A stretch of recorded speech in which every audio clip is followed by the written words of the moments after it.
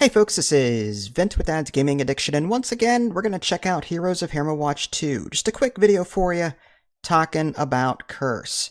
So starting at NG+1, certain enemies will affect you with Curse, and this will stack over time. It sucks, let me tell you.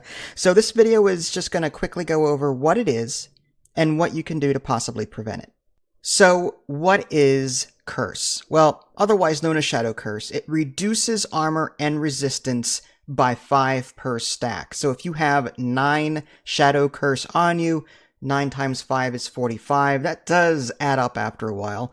And if you want to see that in detail, you can go into your character sheet and hover over like fire resistance or armor, and you can pretty much see it on the very bottom of the tooltip.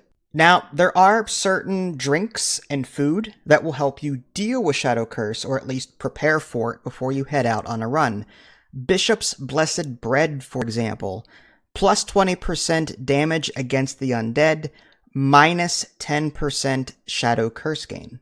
Enduring Light is a drink you'll unlock, minus 25% Shadow Curse gain, but minus 25% mana regen, so there's a trade-off there. Stinging Curse, another drink that you could possibly take with you. 50% chance to neutralize an incoming Shadow Curse and take 35 pure damage instead. Now, a couple of things about that. Neutralize is spelled incorrectly, and the other thing is there's no tooltip for pure damage and true damage in the game, not that I found anyway. And my guess is pure damage is just damage that bypasses armor and resistance, but don't quote me on it. But this isn't bad. If you're going to get 20 stacks, in this case, you might, on average, get 10. So, not bad. If you're a paladin that can heal, or if you have ways of regenerating health, this one isn't too bad. Now, at the chapel, you will eventually unlock Blessing of Light, minus 20% Shadow Curse gain. Now, if you want to take something else instead, that's okay. There's a chance that you'll find this Blessing of Light as you play. As you run through the dungeon, sometimes you'll come across, I guess it's like a monk, and he'll give you a random blessing. Well, sometimes that blessing is the Blessing of Light, and you'll gain that minus 20% Shadow Curse gain buff just by visiting him. So there's a chance that you'll find him anyway if you don't pick this initially. As you upgrade your town, you'll be able to upgrade your pyre, and I believe the last upgrade to it is Tier 2. Unfortunately, at the time of this recording, the game does not allow you to go back and see what you've already constructed and what benefits they provide. There's no like list of buildings that you've constructed and what they do. So I do not remember off the top of my head what the pyre actually does. It either like reduces the chances of getting Shadow Curse, which I believe is the case, or it might reduce the effect of it. I'm not entirely sure. But if you upgrade the pyre in your town, you'll help to negate the curse that you'll get. Now, as you play, you can get rid of curse stacks that you have by finding braziers and these large bonfires surrounded by purple candles. Apologies for the picture quality. This is all I could find in the videos that I have. So, so the brazier, which is the smaller one, will take off 3 Shadow Curse from you. The larger one, off the top of my head, I don't remember. I think it's like 8. So if you can find these, then by all means, remove your Shadow Curse.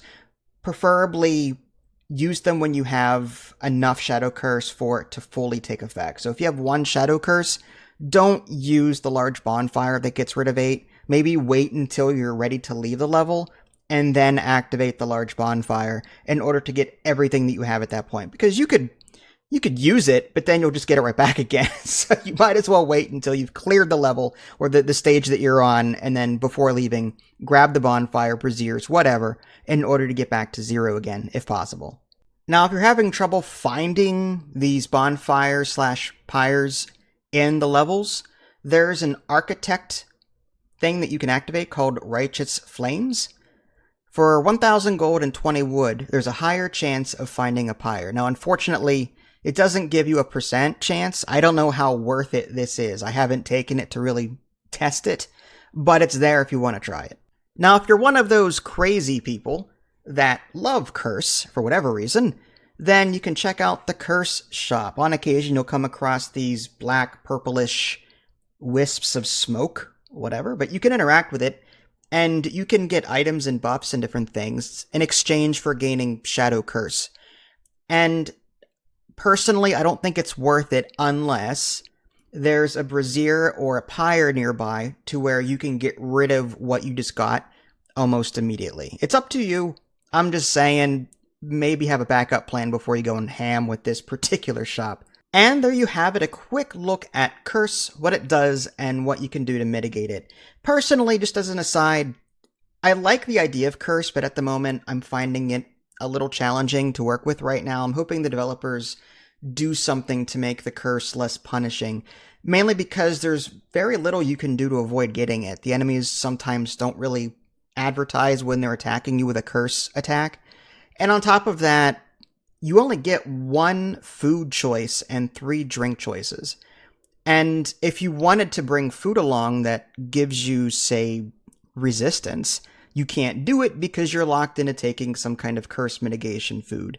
So I'm hoping the developers do something in the future to allow players to take the food and drinks that they like, but at the same time also bring things with them to help to mitigate this curse problem. But again, the game just released. Maybe the developers will be doing something in the future to address this. Anyway, this is Vince. Thanks for watching. I'll catch y'all next time. Take care.